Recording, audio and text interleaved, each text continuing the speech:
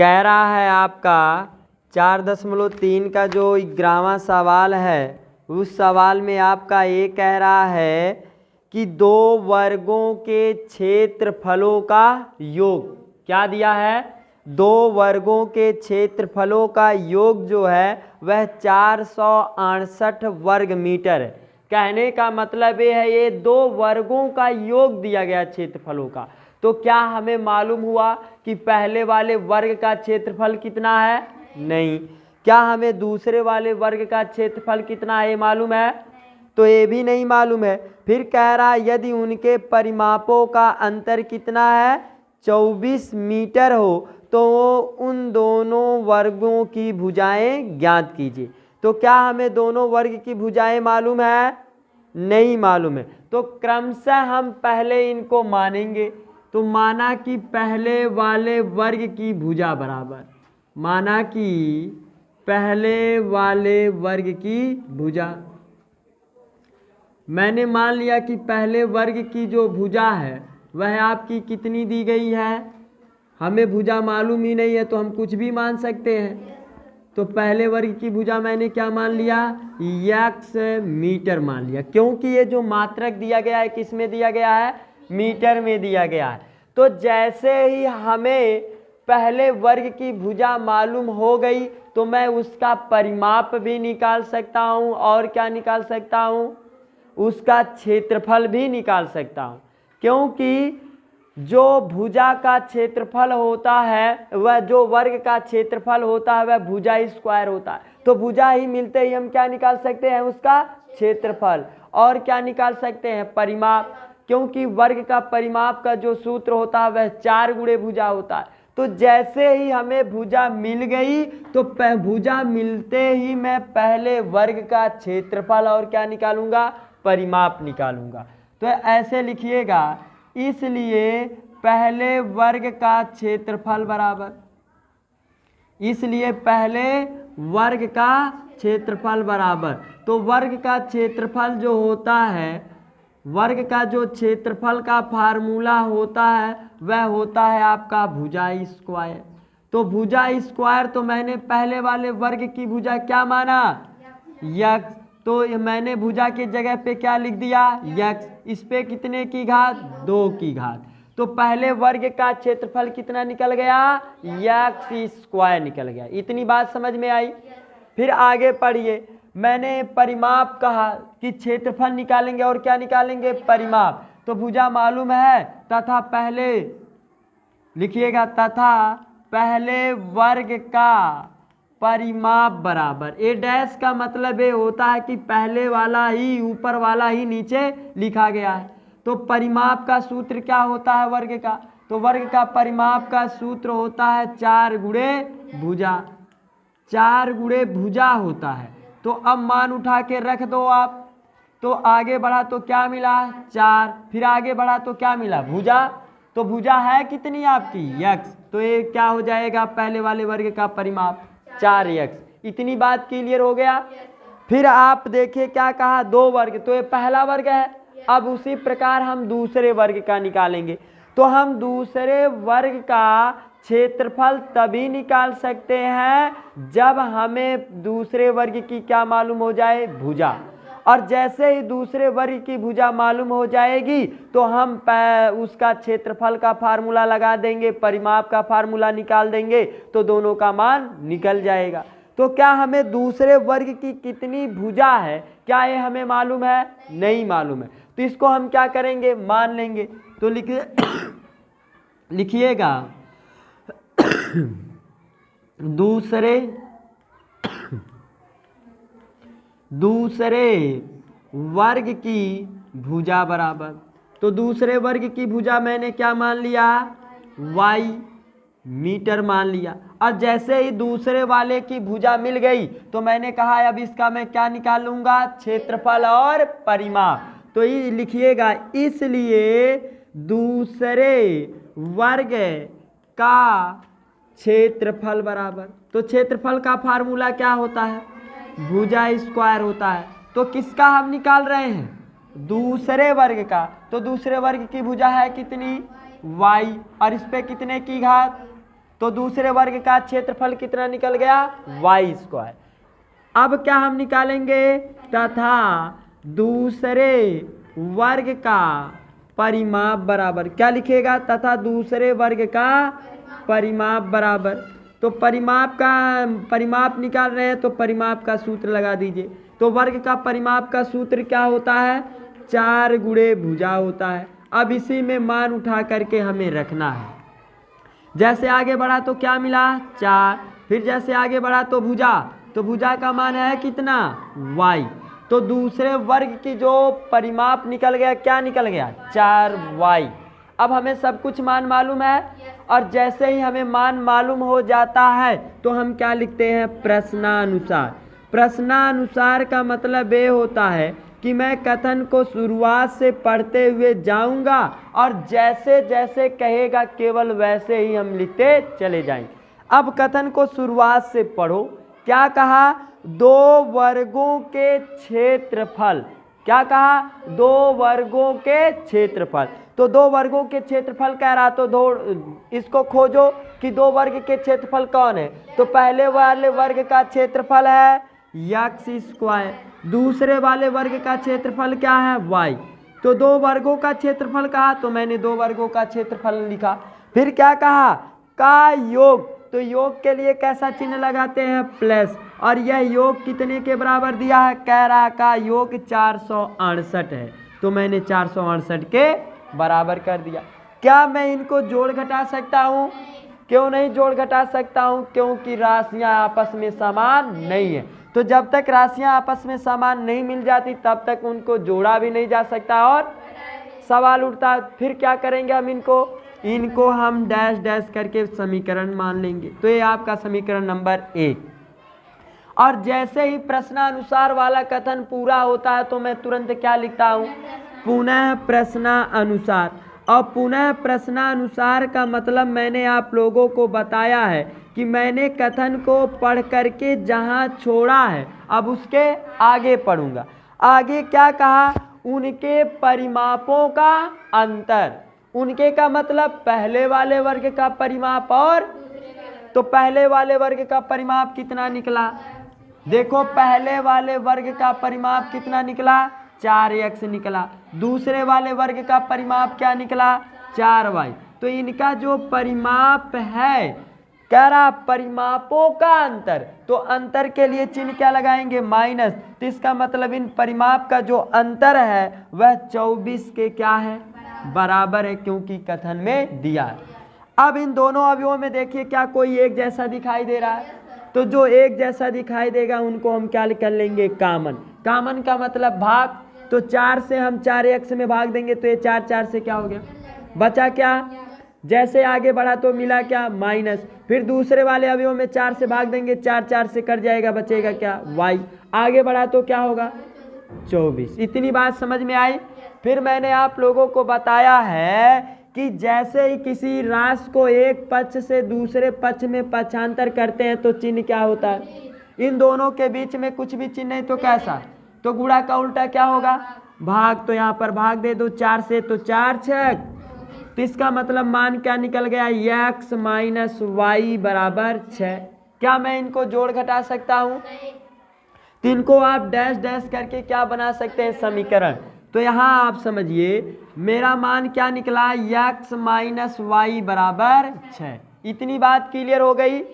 अब आप लोग ध्यान दीजिएगा, अब हमें मान निकालना इसका द्विघात समीकरण। तो मैंने देखा कि ये जो द्विघात समीकरण है पहला वाला, ये 2 चरों में आया। कितनी चरों में आया, और जबकि हमने द्विघात समीकरण कितने केवल चर में पढ़ा, 1 चर में।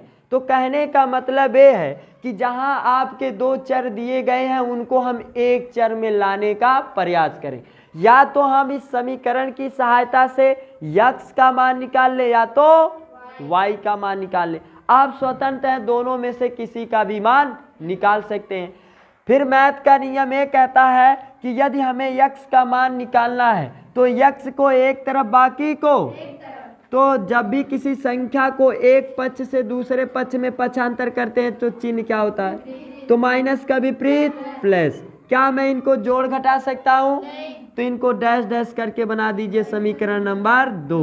अब लिखिएगा यक्स का मान किस समीकरण में रखने पर, 1 में रखने पर। तो लिख लो यक्स का मान समीकरण 1 में रखने पर। तो समीकरण 1 है क्या, उसको सर्वप्रथम हम लोग क्या करेंगे, लिख लेंगे, और जहां भी यक्स आएगा वहीं पर हम 6 प्लस वाई लिख लेंगे। तो समीकरण 1 के क्या है आपका, x square plus y square बराबर 468 है आपका। तो जहां यक्स है मैं वहीं पर क्या लिखूंगा, 6 प्लस वाई। फिर मैंने आप लोगों को बताया है कि यदि हम कहीं भी किसी चर राशि का मान रखते हैं और वह 1 से अधिक अवयव में आ जाता तो क्या लगा लेते हैं, कोष्टक लगा लेते हैं। और इस पे कितने की घात है, तो इस पे भी कितने की घात लगा लेंगे, 2 की घात। जैसे आगे बढ़ा तो क्या मिला, प्लस, फिर आगे बढ़ा तो वाई स्क्वायर, फिर आगे बढ़ा तो बराबर कितना हो गया, 468। इतनी बात समझ में आई। अब ध्यान दीजिए, मैंने आप लोगों को एक हिंट में बताया था कि यदि कहीं कोष्टक के ऊपर घात लगाई गई हो तो वह फिक्स रहता है कि किसी न किसी का क्या रहेगा। सवाल यह उठता है कि यदि हमें ये पता करना हो कि सूत्र किसका लगेगा, तो मैंने आप लोगों को बताया था कि हमेशा पहले वाले अवयव को क्या मानना, ए, दूसरे वाले अवयव को क्या मानना, बी, और जैसा चिन्ह रहेगा वैसा चिन्ह लगाना, जितनी घात है उतनी घात लगा देना, तो आपको दिखाई देने लगेगा कि कौन सा सूत्र लगेगा। तो कौन सा सूत्र लगाया जाएगा, ए प्लस बी का, तो ये किसका सूत्र, ए प्लस बी का होल स्क्वायर बराबर क्या होता है, A square plus B square plus 2ab। अब इसी में उठा के मान रख दो आप, तो इतने का जो प्रसार होगा वह इतने के बराबर हो जाएगा। तो ए के जगह पे है कितना, तो 6 का वर्ग हो गया। जैसे आगे बढ़ा तो क्या मिला, b, तो b की वैल्यू है कितनी, y, तो y स्क्वायर हो गया। फिर आगे बढ़ा तो क्या मिला, प्लस, क्या आगे बढ़ा तो क्या मिला, 2। इन दोनों के बीच में कुछ भी चिन्ह नहीं तो गुणे का चिन्ह, a के जगह पे 6, b के जगह पे y हो गया आपका। फिर देखो अभी मैंने इतने का प्रसार किया, फिर इसके आगे बढ़ो तो क्या मिला, फिर आगे बढ़ा तो क्या मिला, y स्क्वायर, फिर आगे बढ़ा बराबर तो बराबर, फिर आगे बढ़ा तो 468।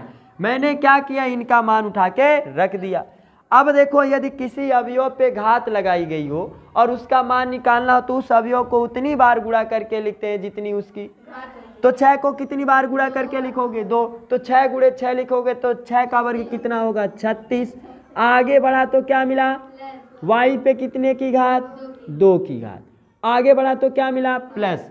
अब यहाँ पर आप ध्यान दीजिएगा, यदि कहीं अचर और चर का गुणा करने के लिए कह दिया जाए तो पहले हम अचर संख्याओं का गुणा करते हैं, अर्थात गिनती वाली संख्याओं का गुणा करते हैं, फिर चर वालों का। तो 2 6 12, और फिर उसके बाद चर वाले को लिख दो, चर है क्या, y। आगे बढ़ा तो क्या मिला, प्लस वाई स्क्वायर। आगे बढ़ा तो बराबर 468। इतनी बात समझ में आई। फिर मैंने आप लोगों को बताया है कि यदि कहीं राशियां आपस में समान मिलती हैं तो उनको जोड़ा भी जा सकता है, और तो देखो समान कहीं मिल रहा है, वाई स्क्वायर, राशियां क्या मिल गई। अब ये देखो जुड़ते हैं कि घटते हैं, तो यदि 2 संख्याओं का चिन्ह प्लस प्लस हो तो संख्याएं क्या होती हैं, जुड़ती हैं। तो एक वाई स्क्वायर और एक वाई स्क्वायर मिलके कितना हो जाए, तो 2y स्क्वायर मैंने पहले लिख दिया। अब देखो आगे बढ़ा तो इससे छोटी घात 1 वाला आएगा, तो आप अर्थात क्या लिख देंगे, 12y। अब ये देखो संख्या है, तो ये संख्या उस तरफ जाएगी तो प्लस है, तो उस तरफ जाएगी तो क्या हो जाएगा, प्लस का माइनस हो जाएगा। अब घटा लो आप, तो जब हम इनको हल करेंगे तो वैल्यू आपकी क्या मिल गई, इनको हल करिए, 2y स्क्वायर, आगे बढ़ा तो प्लस 12y, आगे बढ़ा तो बराबर, प्लस माइनस वाली संख्याएं क्या होती हैं, तो 8 में से 6 जाएगा, तो इनको जब हम घटाएंगे 468 में से 36 को घटाएंगे तो कितना आ गया, 400। अब इस प्लस वाली संख्या को इधर लाओ, क्योंकि हमें द्विघात समीकरण बनाना है, अर्थात दूसरे वाले पक्ष में 0 बनाना। तो इस वाले अवयव को आप पक्षांतर कर दो, कोई अवयव रहेगा नहीं तो 0 बन जाएगा। तो आगे बढ़ा तो प्लस 12y, और ये प्लस वाली वैल्यू इधर आएगी तो माइनस 432 बराबर क्या आ गया, अब देखो द्विघात समीकरण दो चर में आ गया कि नहीं, या इसी को ऐसे भी आप लिख सकते हैं कि दो कॉमन ले सकते थे, क्योंकि प्रत्येक अवयव में दो दो की भाग चली जा रही है कि नहीं, आपकी कैलकुलेशन छोटी हो जाएगी। दो कॉमन ले लीजिए आप, कॉमन का मतलब भाग, तो ये दो दो से कट जाएगा, बचेगा क्या। आगे बढ़ा तो अब दूसरे वाले अवयव में भाग दो, तो भाग कितनी बार जाएगी, 6 बार जाएगी। फिर आगे बढ़ा तो क्या मिला, अब 2 से भाग दो, 2 दूना और 2 एक कम, बचा 1 तो 12 हो गया, 2 छक और बराबर कितना आ गया। अब एक गुणा वाली संख्या को पक्षांतर करेंगे तो गुणा का उल्टा क्या हो जाएगा, भाग हो जाएगा। तो आप जानते हैं कि किसी भी संख्या से यदि 0 में भाग दिया जाए तो वह क्या आता है, 0 ही आता है। तो यहाँ पर आप क्या लिख दीजिएगा, 0। अब एक क्या मिला, द्विघात समीकरण। अब इस द्विघात समीकरण को हल करने के तरीके आपके बताए गए कि आप चाहे गुणनखंड विधि से हल कर लीजिए, चाहे द्विघात समीकरण से, जिसे बोला जाता है श्रीधराचार्य का नियम। तो हम इसको गुणनखंड विधि से कर रहे हैं। किससे कर रहे हैं, गुणनखंड विधि से कर रहे हैं। तो गुणनखंड में क्या किया जाता है, सबसे अधिक वाली घात का गुणांक ले करके, तो यहाँ पर गुणांक कुछ भी नहीं लिखा है, तो प्रत्येक संख्याओं का गुणांक कितना छिपा है, 1 का गुणा हम आखिरी पद में करेंगे तो कितना आएगा, 1 का गुणा 216 में करेंगे कितना आएगा। अब 216 का हम ऐसा गुणनखंड करेंगे कि जोड़ने घटाने पे मध्य वाला प्राप्त हो जाए। तो बड़ी संख्या है तो इनका गुणनखंड कर लो, 2 एक कम, और जैसे ही आगे बढ़ा तो 2 अंक एक ही साथ कट गए कि नहीं। और जब गुणनखंड में 2 अंक एक ही साथ कटते हैं तो आवश्यकता अनुसार हम क्या कर लेते हैं, 0 बढ़ा लेते हैं। तो 2 आठे, फिर काटो इसको 2 से, 2 पाँचे, 2 चौक, फिर 2 से काटो, 2 दूना, बचा 1 तो 14 हो गया, 2 साते, फिर इसको काटो, 3 नवा 27, 3 त्रिका और 3 एकम। इनको तब तक काटा जाता है जब तक इनके नीचे 1 ना आ जाए। तो 1 आ गया, छोड़ दो। अब आप गुणनखंड बनाओ कि जोड़ने घटाने पे 6 आ जाए। तो देखो 2 दूना 4 तियां, मैंने लिया 12, 3 त्रिका 9 दूना, मैंने 12 18 लिया। अब एक बार जोड़ करके देखो कि आता है कि नहीं। तो यदि जोड़ूंगा तो 30, क्या मध्य में 30 है, नहीं। हो सकता है कि जोड़ने पर नहीं आया, घटाने पे आ जाए। तो यदि मैं 18 में से 12 को घटाऊं तो कितना आएगा, आ गया कि नहीं। तो क्या करने पे आया, घटाने पे। तो यदि घटाने पे मिलता है मध्य वाला तो जो मध्य वाले का चिन्ह रहता वही बड़ी संख्या का। तो बड़ी संख्या का चिन्ह क्या हो गया, प्लस। तो संख्याएं कब घटती हैं, जब एक प्लस में हो तो दूसरा माइनस में हो। यदि इसके साथ y है तो इन दोनों के साथ भी कैसा हो जाएगा, y हो जाएगा। इसका मतलब मैं प्लस 6y के जगह पे क्या लिख सकता हूँ, -12y प्लस, अब लिख दो आप यहाँ पर, तो y स्क्वायर प्लस 6y के जगह पे हम क्या लिखेंगे, -12y प्लस 18y। आगे बढ़ा तो क्या मिला, -216 बराबर 4 अवयव हो गए। तो दो अवयवों का जोड़ा बनाकर एक जैसा देखो कोई दिखाई दे रहा है, यहाँ भी y यहाँ भी y। तो y को कॉमन लो, कॉमन का मतलब भाग, और भाग का मतलब घात में। तो 2 घात में से 1 घात गया, 1। आगे बढ़ा तो फिर ये दूसरे वाले अवयव में भाग देंगे तो y से क्या होगा, कैंसिल, तो बचा कितना, 12। आगे बढ़ा तो चिन्ह क्या मिला, प्लस। अब इन दोनों अवयवों में एक जैसा कुछ दिखाई नहीं दे रहा, तो आपने 216 का गुणनखंड क्या लिया, 12 और, तो मैं 216 के जगह पे 12 गुणे 18 लिख सकता हूँ कि नहीं। क्या इसके मान में परिवर्तन होगा। अब देखो दोनों में एक जैसा दिखाई देने लगा कि नहीं। तो क्या दिखाई देने लगा, तो ये 18 से कट जाएगा, बचेगा क्या, y। आगे बढ़ा तो अब यह 18 से हट जाएगा तो बचेगा कितना, 12। अब आप दोनों कोष्टकों में देखिए जो राशियां मिली क्या वह एक जैसी है कि नहीं। यदि दोनों कोष्टकों में एक जैसी राशियां मिली तो बोला जाएगा गुणनखंड सत्य है। यदि दोनों में अलग अलग मिल गई तो इसका मतलब आपने गुणनखंड गलत कर दिया। तो जो 2 बार मिलते हैं उनको कितनी बार लिखा जाता है, 1 बार। तो y-12 बराबर y-12 एक कोष्टक में हो गया और दूसरे कोष्टक में कॉमन वाले को, तो कॉमन वाला क्या लिया गया था, y, दूसरी बार कॉमन प्लस 18 और बराबर क्या हो गया। एक बार इस कोष्टक को 0 के बराबर कर देंगे और एक बार, तो आप लिखिएगा यदि y माइनस 12 बराबर 0 हो तो y बराबर आपका क्या हो जाएगा। मैथ का नियम ये कहता है कि जिसका मान निकालना केवल उसी को, तो इसका मतलब हमें इसको नहीं लिखना, तो पक्षांतर कर दो, तो माइनस वाला उधर जाएगा तो क्या हो जाएगा, तो y की वैल्यू कितनी निकल गई। और जब इसको आप प्लस वाले को निकालेंगे तो प्लस वाला उधर जाएगा तो क्या, तो वह ऋणात्मक हो जाएगा। क्या हो जाएगा, और ऋणात्मक मान को हम क्या मानते हैं, अमान, मतलब उसको नेगेटिव मानते हैं, लेते ही नहीं है। तो इसका मतलब मैं ये कह सकता हूं कि जो दूसरे वर्ग की y है क्या, दूसरे वर्ग की भुजा, तो इसका मतलब मैं ये कह सकता हूं कि दूसरे वर्ग की भुजा जो है वह कितनी थी, 12 मीटर थी। कितनी थी, 12 मीटर। अब आगे देखो, जैसे ही किसी एक चर राशि का मान मिलता है उसको किसी भी समीकरण में उठा के रख दो तो दूसरे चर राशि का मान मिल जाएगा। यदि मैं y का मान समीकरण 2 में रख दूं तो y के जगह पे कितना रखूंगा, 12, तो 12 में 6 को जोड़ेंगे तो कितना होगा, तो x की वैल्यू कितनी हो जाएगी आपकी, 18 हो गया। x है क्या, पहले वर्ग की भुजा, तो इसका मतलब मैं ये कह सकता हूं कि पहले वर्ग की भुजा कितनी थी, 18 मीटर थी। कॉन्सेप्ट समझ में आया कि नहीं, क्लियर हो गया, कहीं किसी को डाउट है।